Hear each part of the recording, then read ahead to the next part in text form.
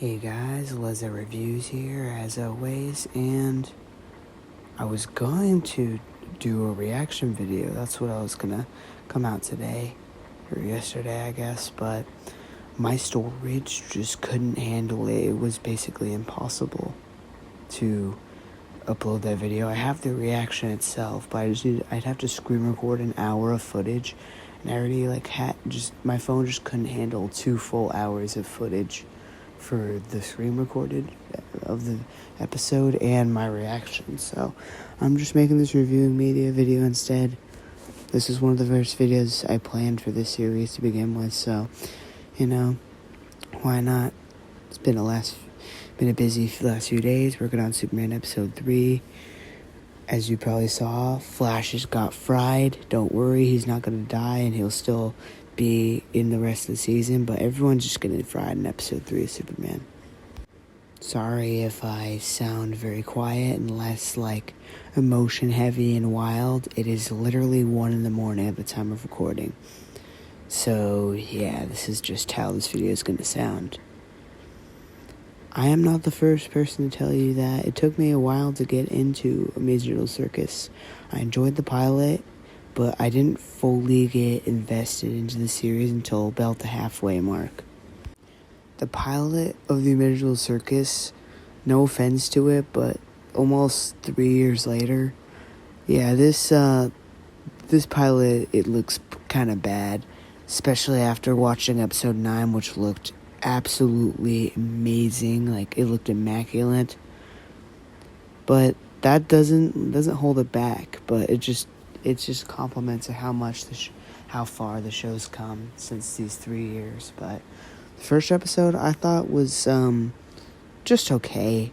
Like, everyone, like a bunch of my friends just begged me to watch it, so I watched it. I had seen some clips before I had officially seen it, and it was alright, man.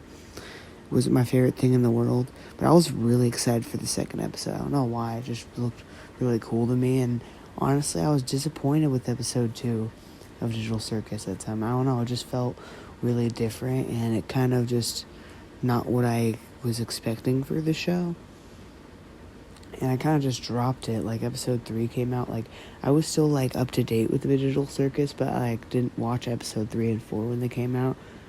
I just kind of forgot, even though people kept telling me to. And then when episode 5 came out, when the trailers for episode 5 was, like, coming out, and, like, that's when I started getting interested again. I ended up watching episode 3 and 4, and I just thought they were okay. I was just really hoping it would just get a lot better in episode 5, and oh boy did it.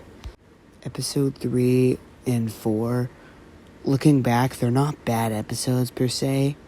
I just didn't really find them all that interesting, but I understand their purpose in the story. They were meant to be more character-driven episodes.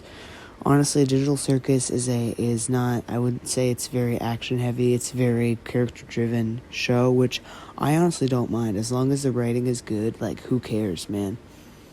But when episode 5 hit, I don't know, it just truly, like, piqued my interest. And honestly, I didn't really care about Jax up until this episode, which once I first saw this, I, like, began to finally, like, that's when Jax became, like, one of my favorite characters in the show.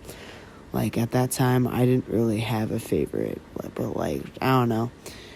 Especially in, like, the newest episodes, Jax is probably the most relatable character for me personally.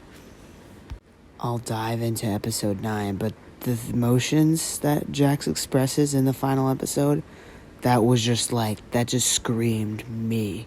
Like, just stuff that happens in my personal life, I was just like, that's literally how I feel all the time, man. But nonetheless, episode 5 was a solid episode.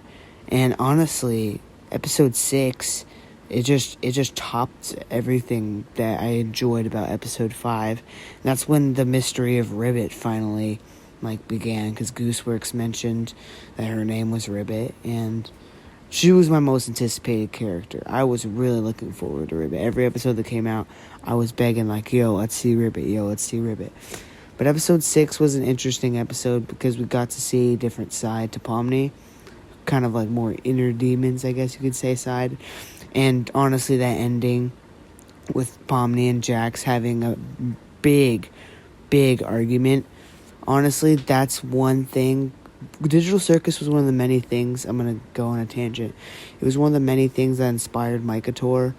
But I'm just going to tell you now, even though at the current moment of recording there are only 2 episodes, this scene was a big inspiration, as well as I Have No Mouth and Fight Club. But nonetheless, that falling out was honestly was really satisfying to watch. I don't know why. I really enjoyed that. Like that specific part I actually remember rewatching numerous times. I don't know why, but the argument felt natural. It didn't feel forced. It just felt like 2 people having an argument. I feel like some writers, and I'm willing to own up to my mistakes. I've done this where there's like dialogue is forced and conversation sounds like robotic, but it just felt completely natural. For me, going into episode 7, I was like, "Whoo, this is about to be peak." And it was. I feel like each episode, this is genuinely true, most people will agree with me, each episode of Digital Circus just gets better and better.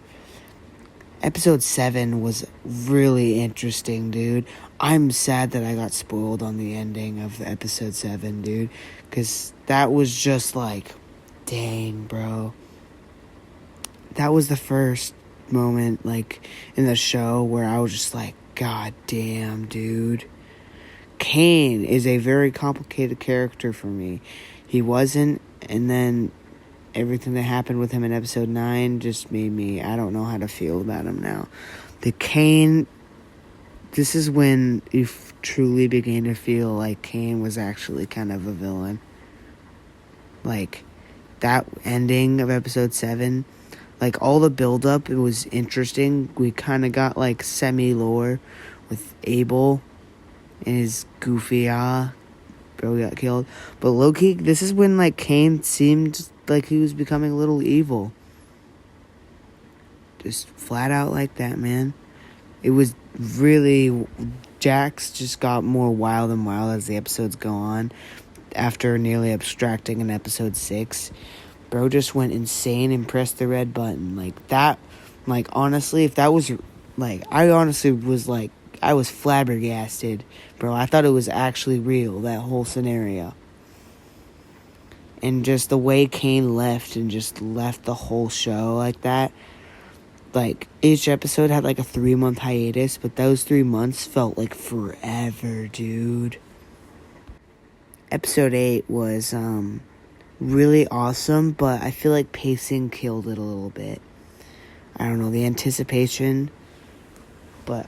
No offense to Digital Circus, I feel like something that really kills it is pacing. And I feel like if it was like a 12-episode series, we could have gotten like just some more time to like flesh out a couple of things. Especially flesh out Ragatha. I think she's the most underdeveloped character. Even after episode 9, I felt like they managed to dive deeper into her. But I just feel like we should have gotten a little more time with everybody. Episode 8, like, having Kane crash out, that was crazy, man. He turned into a full-on AM villain, and I was all for it, man. I was like, yeah, there hasn't been really a villain in Digital Circus up until that point, so turning Kane into the villain, I really enjoyed, especially since he reminded me of AM. And having him be killed at the end, it felt a little anticlimactic, but also it was a big shock at the end, man. Episode 9 was peak and also mid for me, in my personal opinion. I just felt like the first half was great, and the second half I just didn't really enjoy. So episode 9 takes place immediately after episode 8, with Jax crashing out at everybody over Kane just being killed, and we spend like the first couple minutes like processing what happened and like where to move on. And they begin rebuilding the circus, which I thought, I guess. And it was really, honestly, I kind of expected them not to escape. So the big reveal that they all like are unable to escape, and that they're all like scanned in or whatever. I honestly was like, yeah, this is kind of expected. And a little bit spoiler alert, hot take, I kind of was hoping for a darker ending with this show. When we dived into Jax and his fall and his argument with Ribbit and just like going into Jax's psyche, this just was amazing, man. And it was honestly heartbreaking. I don't know why. I was being really stupid when I was watching this. Like, there are things I just, like, maybe because I was talking, because, like, originally it was going to be a comprehensive video, but, like, I didn't realize that, like, Jax died. Jax is dead, man. Like, I don't know why. For, like, a couple hours, I just thought, like, he just disappeared and never showed up, but I don't know why. It just didn't register in my brain that, like, he kind of, like, abstracted and kind of, like, just died. Pretty much. I don't know. I kept wondering where he was, and I just was not using my brain. But like diving into like him having that argument with Ribbit and like him talking about how he doesn't want to be like his dad and how he was never really close with his dad, and how he possibly killed somebody. Probably most likely his mom. I don't know why. I just had a lag spike in my brain. Stay with me here. Like, him telling his backstory was another moment where I was in shock. I was like, damn, bro. And honestly, after that moment, and as he proceeded to get into his own way and just push Ribbit away, that was the first time in the episode where I was actually sad, dude. I felt hella bad for Ribbit, dude. And just the further we went on, the more bad I felt for each character, bro. Because, like, I don't know, Jax's backstory and just, like, how he felt resonated specifically with me in some ways that I'm not going to go into big details on. But it was low-key sad seeing bro just die. Like, rest in peace, Jax, 2023 to 2026, man. The GOAT, Michael Kovac, did an amazing job. Like, dude, like, they could have just, like, added, like, another 10-15 minutes. And they could have ended the series there, and it would have been fine. But no, there's another half an hour where Kane comes back. I was interested. I thought he was going to stay evil and, like, try and, like, do some wild stuff. I was kind of hesitant. I was like, I don't know if this would be annoying. But, like, Kane ended up deciding to turn good in the end. Again, I guess, and he just comes back, and I don't know, I just didn't know how to feel about it. It's been like a day, it's been like probably a good 12 hours, and I just don't really think I liked it that much. Like, if you liked it, good for you, man, but personally, I just did not. I'm stuttering so much.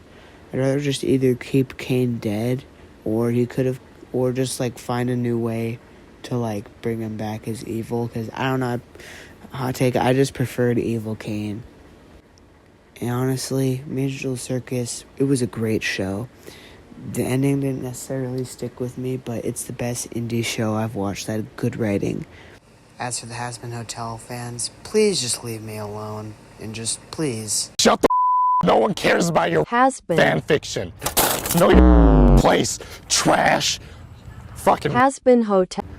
Don't give Has-Been. They ain't got no soul. Anyway, yeah, that was just my thoughts. It could have been longer and I could have gone to a really deep dive, but I'm not that type of guy. I just like to rant about what I thought and, like, what I liked and disliked, and yeah, it was a wild ride getting here. Hope you enjoyed this video, and I'm sorry I wasn't able to upload, like, my real reaction and so on, but yeah, I hope you guys have a good day, and I'll see you soon with Superman. Bye.